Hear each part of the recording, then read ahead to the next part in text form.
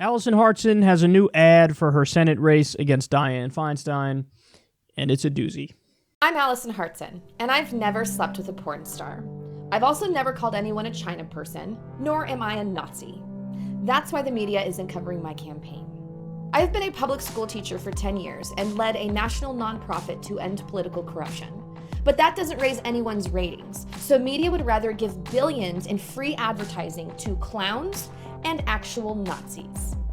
I'm going to fight for Medicare for all, higher wages, and college education for your kids. I'm Alison Hartson, and I approve this message because you deserve somebody who's going to represent you, not corporate donors.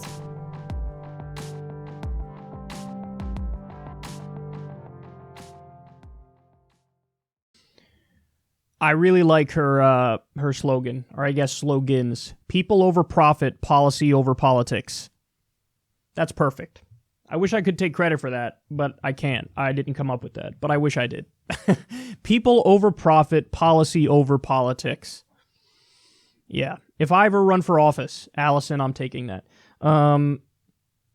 That's just a great ad. It's just a great ad. It's true. I mean, the media finds right-wing activism, and in fact, far right-wing activism, inherently sexy. They do. Nazism, great example. There's literally a Nazi running for office. There's been a few recently, but a literal Nazi running for office as a Republican in, I think it's California. And so he's been on some of the major networks. Has Allison? Nope. And this is what it is, man. Donald Trump, they preferred to show, and this is even MSNBC and CNN, they preferred to show his empty podium over an actual Bernie Sanders speech happening in real time. Now, that shows that they thrive off of sensationalism, and they thrive off of creating scandals and, without even realize it, making it seem like the far right is sexy.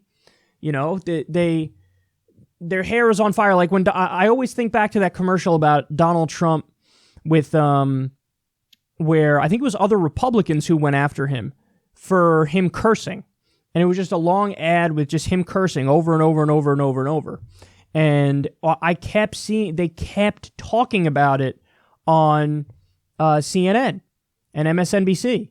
And they thought like it was a great ad. Meanwhile, I'm watching it and I'm going, if you know nothing else about Trump and you watch this, everybody would walk away from that going, I like that guy because he's cursing. He's just being a normal person.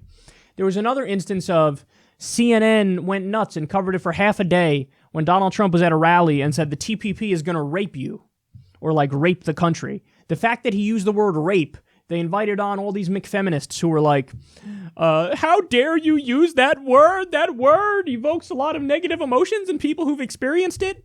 And anybody who's watching this who knows nothing about Donald Trump goes, oh, he doesn't want our jobs to be outsourced from the trade deal. Because regular people see the word rape in that context and they understand that it's a stand-in word for, these trade deals are going to destroy you, like kill the middle class.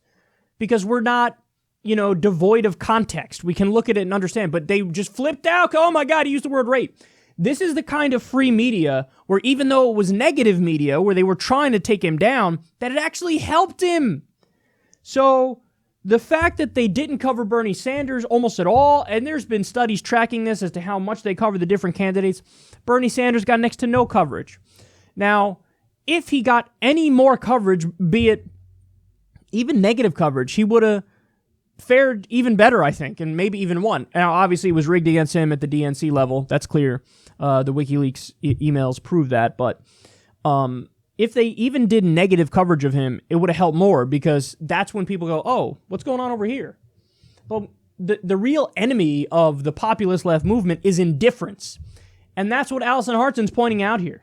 She's like, the media will not cover me. Why? Because, I don't know, maybe I led an organization that's trying to end corruption in America, that's trying to get money out of the system and have publicly financed elections and get an amendment to the Constitution. There's nothing sexy about that now, is there? There's nothing scandalous or sensationalistic about that. That's just the right thing to do, and it's a great thing to have on your record, and it's a great thing to be crusading for. And then she says, I'm for Medicare for all. I'm for free college. I'm going to fight for these things that are going to help your families. So they're not going to cover me. That's true. That's true. And this should be a fucking wake-up call to the media, but it won't be. It won't be. Because, you're not serious unless you get the blessing of the establishment. That's really the mindset. And that's why in every article about this election, they leave out virtually every candidate. The only ones they'll talk about, Dianne Feinstein, and every now and then Kevin De Leon, because Kevin De Leon is the second establishment candidate. So you have Dianne Feinstein, who's just is the establishment, and then you have Kevin De Leon, who would like to be the establishment. And so all the non-establishment candidates, shut up. No talking about them. So that's why we got to work around the corporate media. We got to work around all these inherent built-in biases. So, Alison Hartson, you got to go vote for her.